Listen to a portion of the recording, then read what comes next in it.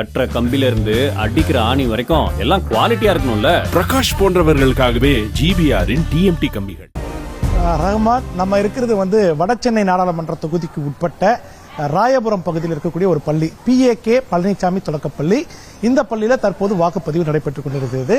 ஒளிப்பதிவாளர் காட்டக்கூடிய சில காட்சிகளை பார்ப்போம். முதலாவதாக இந்த 45வது பகுதி, அதாவது பூத் நம்பர் 45 பாத்தீங்கன்னா வாக்காளர்கள் யாரும் வரவில்லை என்றுதான் சொல்ல வேண்டும்.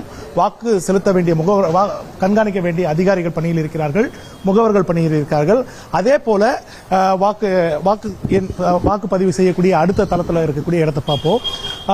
46 பாத்தீங்கன்னா சிலர், அதாவது முதல் தலைமுறையா வாக்களிக்கக்கூடிய சில பெண்கள் மற்றும் சிலர் மட்டுமே தற்போது இந்த பகுதியில் இருக்காங்க. இப்ப 47வது வார்டில் இதே நிலைமை தான் தொடர்ந்து நீடித்துக் கொண்டிருக்கிறது. காரணம் என்ன சொல்றாங்கன்னா, இந்த பகுதியில் வாக்கு செலுத்தக்கூடிய மக்கள் வெயில் நேரத்தில் வரக்கூடிய வாய்ப்பு இல்லை என்று சொல்லியிருக்கிறார்கள். வாக்கு சதவீதம் பொறுத்தவரை இந்த பகுதியில் இருக்கக்கூடிய ஒரு நபரை கேட்போம். சார், ஒரு நிமிஷம்.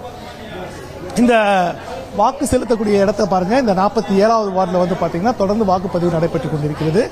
அதே நேரத்தில் நம்ம இங்க விசாரிக்கும் போது அவங்க ஒரு சில விஷயங்கள் சொல்லியிருக்காங்க. காலை நேரத்தில், அதாவது காலையில் 11 மணிக்கு முன்பாகவே பெரும்பாலான வாக்காளர்கள் இங்கு அதிகமான கூட்டமாக கூடி தங்களுடைய வாக்குகளை செலுத்திவிட்டு சென்றிருந்தாங்க. குறிப்பா இந்த 45, 46, இந்த 47 இந்த வார்டில் இருக்கக்கூடிய வாக்காளர்கள் தாங்கள் எங்கு வாக்களிக்க வேண்டும் என்பதை தெரிந்து கொள்வதற்காக ஒரு கூட்டம் இங்கே கூடியிருக்கிறது.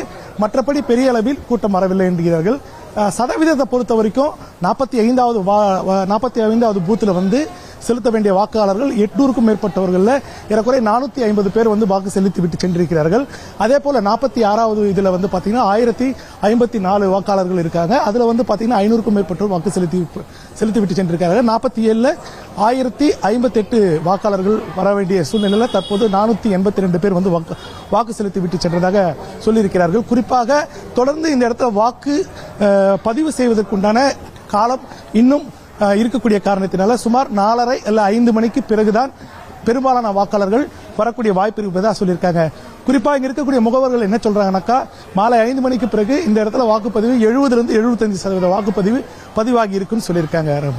கற்ற கம்பில இருந்து அடிக்கிற ஆணி வரைக்கும் எல்லாம் குவாலிட்டியா இருக்கணும்ல. பிரகாஷ் போன்றவர்களுக்காகவே ஜிபிஆரின் டிஎம்டி கம்பிகள். செய்திகளை உடனுக்குடனும் துல்லியமாகவும் தெரிந்து கொள்ள சப்ஸ்கிரைப் பண்ணுங்க.